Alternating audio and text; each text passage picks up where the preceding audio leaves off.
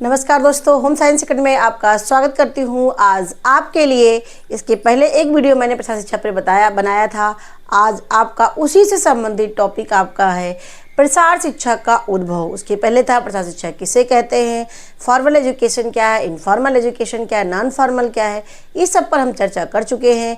आज प्रसार शिक्षा का उद्भव संबंधी टॉपिक लेकर के आए हैं और यहाँ से क्वेश्चन आपके वेरी इंपॉर्टेंट क्वेश्चन पूछे जाते हैं।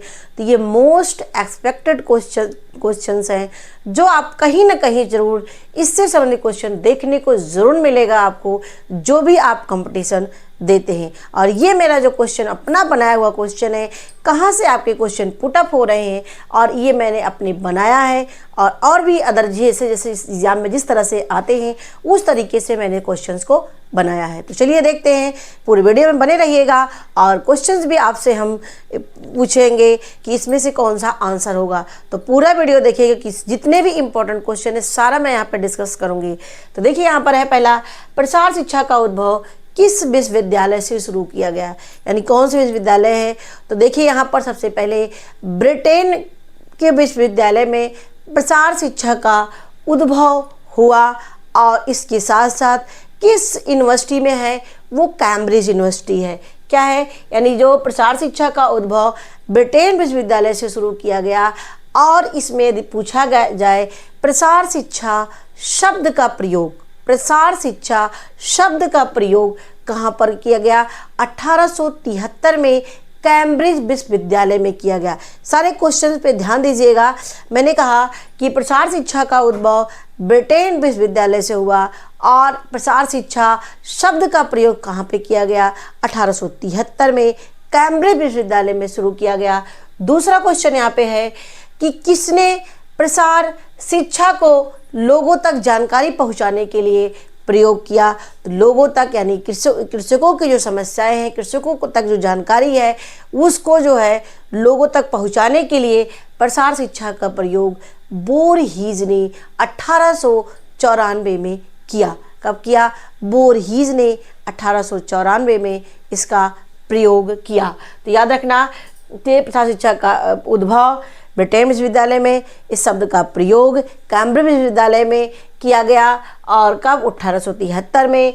बोरहीज ने क्या किया, बोरहीज ने 1894 में कृषकों तक जानकारी पहुंचाने के लिए प्रसार शिक्षा का प्रयोग किया। नेक्स्ट क्वेश्चन पे आते हैं, कृषि प्रसार सर्वप्रथम कहाँ और कब मान्यता प्राप्त हुई। तो देखिए, कृषि प्रसार जो है सबसे पहले अमेरिका में किया गया और कब, 1914 में। यानी कृषि प्रसार शब्द जो कृषि प्रसार में यूज किया जाने लगा तो कहाँ पर किया गया, 1914 में किया गया और कब, 1914 में अमेरिका में किया गया।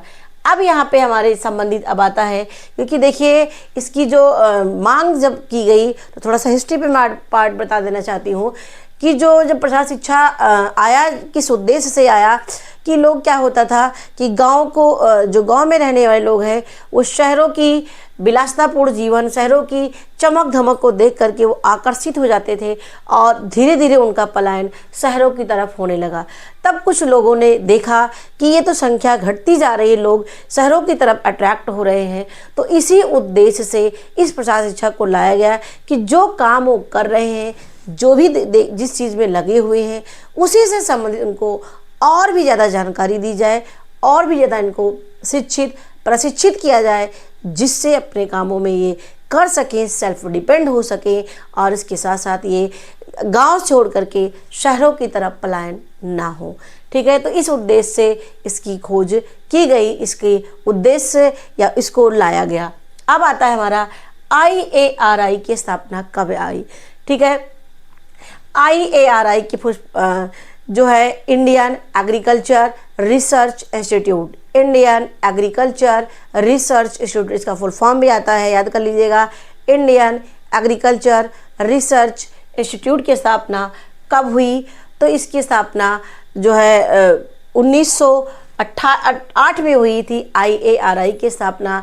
और पहले इसकी स्थापना कहाँ पे हुई थी, बिहार में हुई थी।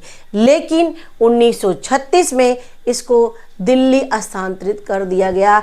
और यहाँ से क्वेश्चन आपके एग्रीकल्चर का यदि पेपर आप देते हैं, यानी आप यदि आईसीआर का नेट भी देते होंगे, वहाँ भी क्वेश्चन आपको देखने को मिलेगा। और ये जो क्वेश्चन है ये एग्रीकल्चर एक्सटेंशन के लिए भी बहुत ही ज़्यादा बेनिफिट है। तो ये कोई बीएससी कर रहा हो 4 ईयर का एग्रीकल्चर यूनिवर्सिटी से, तो वहाँ भी है, एक्सटेंशन एजुकेशन से कोई कर रहा होगा वहाँ भी इसके लिए बेनिफिट होगा। तो देखिए IARI की स्थापना 1908 में की गई थी, बिहार में शुरुआत की गई थी और 1936 में से हस्तांतरित दिल्ली में कर दिया गया। ठीक है, नेक्स्ट आता है ICAR का फुल फॉर्म क्या होता है। पहली बात, Indian council of agriculture research, लेकिन इंडियन की जगह इसके पहले इसका नाम था एम्पिरिकल। क्या है? एम्पिरिकल था। ठीक है,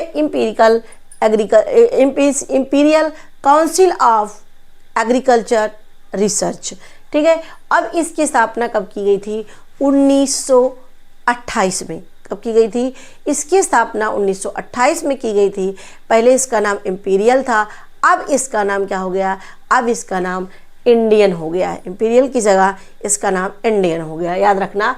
और इसकी स्थापना 1928 में की गई थी।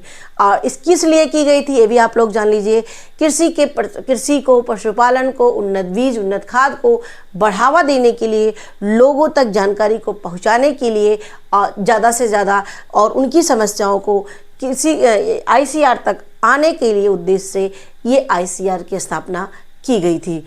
ठीक है, अब आता है हमारा वेरी वेरी इंपॉर्टेंट क्वेश्चन, ग्रामीण विश्वविद्यालय की अनुशंसा किसके द्वारा की गई थी? तो ग्रामीण विश्वविद्यालय यानी गांव में विश्वविद्यालय होना चाहिए, गांव के लोगों तक जानकारी पहुंचनी चाहिए, गांव के लोग भी इस क्षेत्र में एजुकेट हो सकें। इस उद्देश्य से इसकी अनुशंसा किसने लाया था? राधाकृष्णन ने लाया था। कब? 1948 में। कब लाया? 1948 में लाया। याद रखना, ग्रामीण विश्वविद्यालय की अनुशंसा किसके द्वारा की गई थी? कि किसके द्वारा? राधाकृष्णन के द्वारा 1948 में। अब हमारा आता है प्रसार शिक्षा में स्नातकोत्तर की पढ़ाई कब शुरू की गई? तो प्रसार शिक्षा में स्नातकोत्तर की पढ़ाई 1955 और 1956 में इसकी शुरुआत, यानी PG भी होने लगा।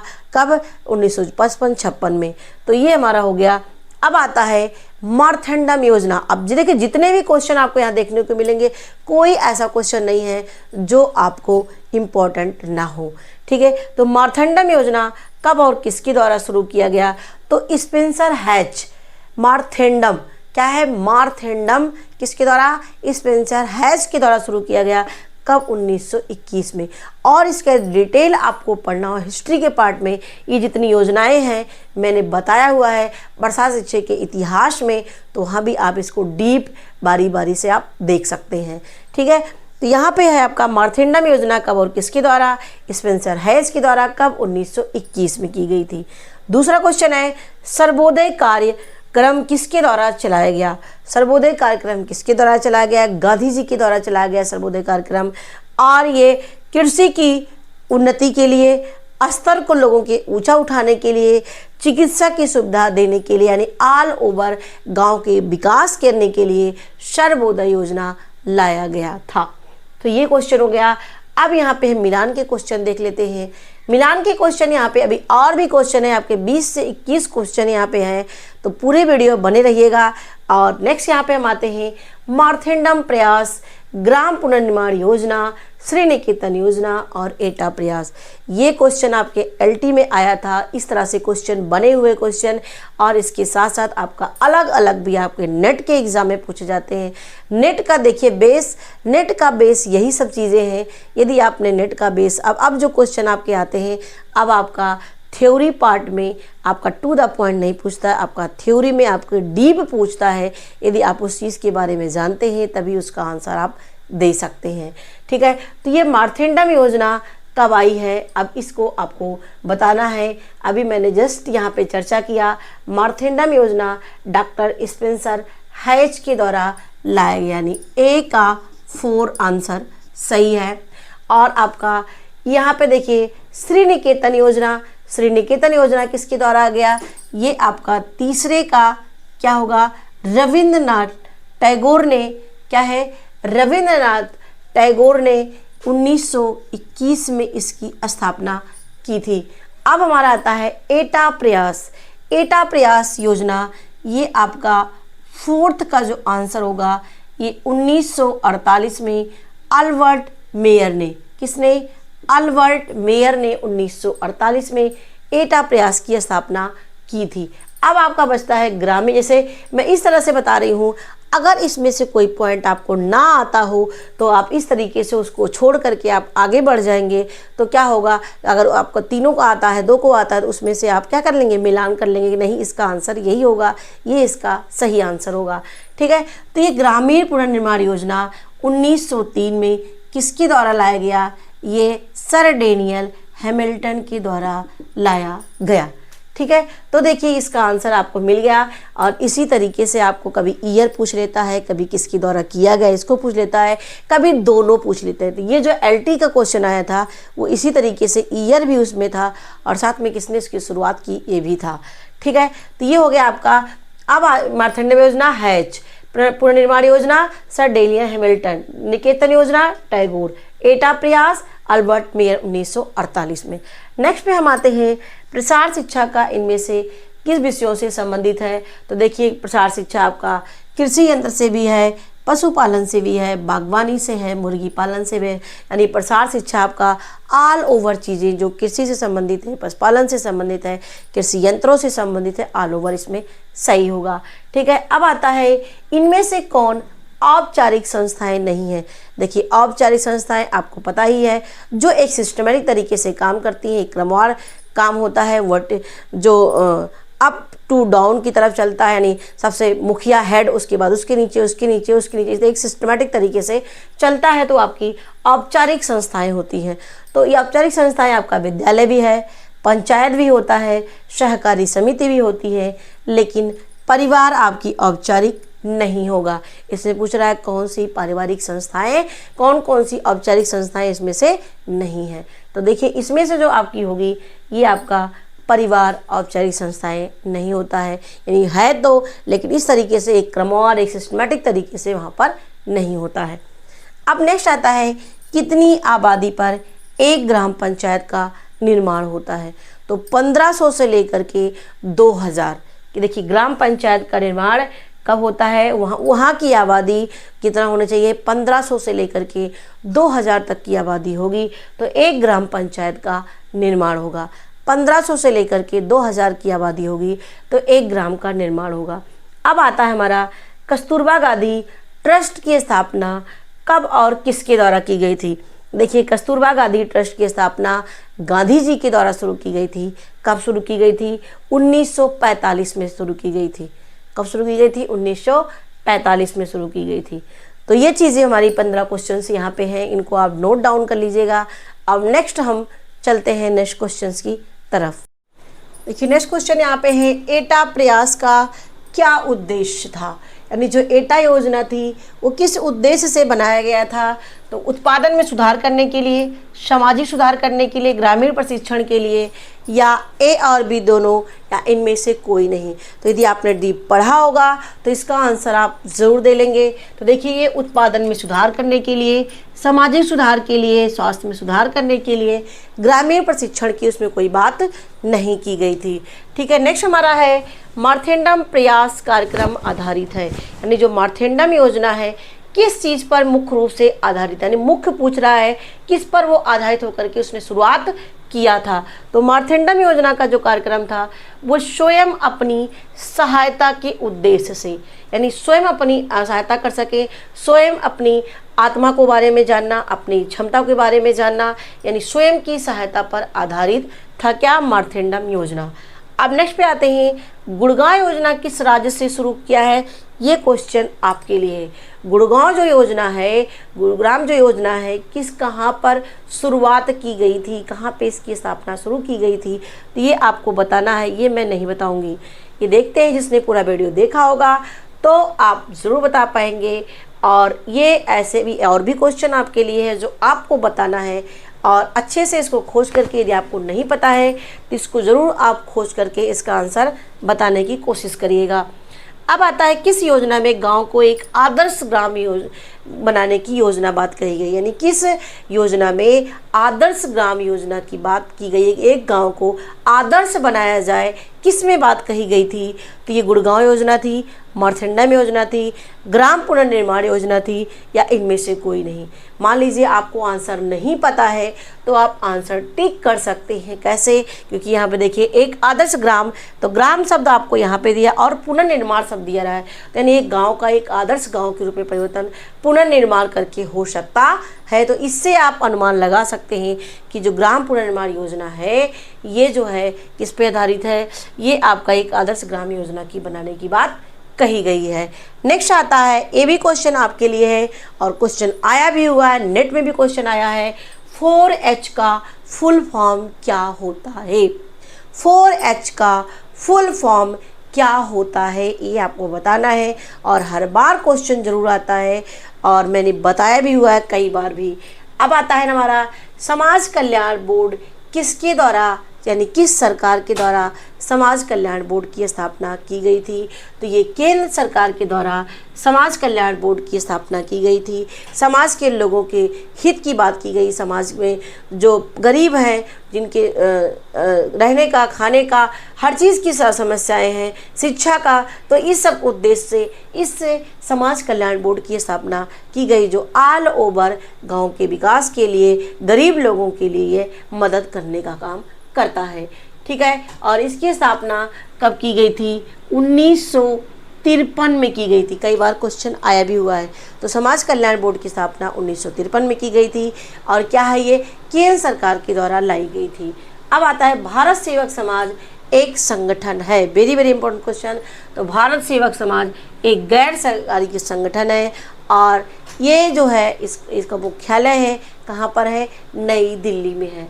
नेक्स्ट क्वेश्चन पे आते हैं, देखिए वेरी वेरी इंपॉर्टेंट क्वेश्चन है, इसी पर मैंने अब बना दिया है। मिलान कीजिए, मारथंडा में योजना किस पर आधारित है? स्वयं की मदद करने के लिए। किस पर आधारित है ये? स्वयं की मदद करने पर आधारित है। दूसरा योजना है ग्राम पुनर्निर्माण योजना। अभी जस्ट मैंने आपसे बात कही कि क्या होता है ये? एक आदर्श ग्राम बनाने की योजना बात कही गई है। एक आदर्श ग्राम बनाने की बात की गई है ग्राम पुनर्निर्माण योजना में। और सी आता है हमारा फिरका योजना। फिरका योजना में क्या है? एक ग्राम स्वराज की स्थापना। देखिए शब्द पे ध्यान रखिएगा, आदर्श ग्राम की बात आ जाए तो ये आपका ग्राम पुनर्निर्माण योजना है, मारथंडम आ जाए स्वयं की मदद की है, और फिरका आ जाए तो ये ग्राम स्वराज की बात करता है। ग्राम स्वराज्य की स्थापना, इसमें सब चीज़ की सुख सुविधा हो, सारी चीज़ों की व्यवस्था हो, तो उसकी बात की गई थी ग्राम स्वराज्य। तो किस में बात की गई थी? फिरका योजना जो 1946 में आई थी। अब आता है हमारा नीलखेड़ी योजना। नीलखेड़ी योजना जब भारत पाकिस्तान का विभाजन हो रहा था तो उस समय जो विस्थापितों की सहायता का मतलब जो शरणार्थी थे उनकी सहायता करने के लिए योजना लाई गई थी। नीलखेड़ी योजना SK देव के द्वारा लाई गई थी। विस्थापितों की सहायता करने के लिए ये नीलखेड़ी योजना लाई गई थी। तो देखिए ऐसे ही आपने आप खुद भी क्वेश्चन बना सकते हैं। यदि आपके अंदर क्वेश्चन बनाने की ओर डेवलप हो गया तो आप ज़रूर अच्छे से आप क्वेश्चंस को समझ भी पाएंगे और एग्ज़ाम में फेस करने में आपका गलत नहीं होगा, क्योंकि वो क्वेश्चन आपने अपने तरीके से बनाया है और अपने याद करने के उद्देश्य से बनाया है। तो ये देखिए क्वेश्चन आपके जितने भी मैंने दिया सारा इम्पोर्टेंट है और सारे हमारे बनाए हुए क्वेश्चन हैं, कहीं से आपको मैच नहीं मिलेगा किसी भी तरीके से। तो यहाँ पे आपको विश्वासपूर्ण तरीके से यहाँ इस चैनल को सब्सक्राइब कर लीजिए। घर बैठे हमारे कई स्टूडेंट्स, हमारे फ्रेंड्स इस जुड़ करके अपनी तैयारी भी किया और अपनी सीट भी रिजर्व किया। तो ये हमारे क्वेश्चंस को आप हल्के में मत लीजिएगा, इनको ज़रूर अपने नोट डाउन करिएगा। ये आपके लिए वेरी वेरी इंपॉर्टेंट क्वेश्चन है। तो फिर आते हैं नेक्स्ट वीडियो में नेक्स्ट टॉपिक के साथ। तब तक के लिए बहुत बहुत आपको धन्यवाद वीडियो देखने के लिए।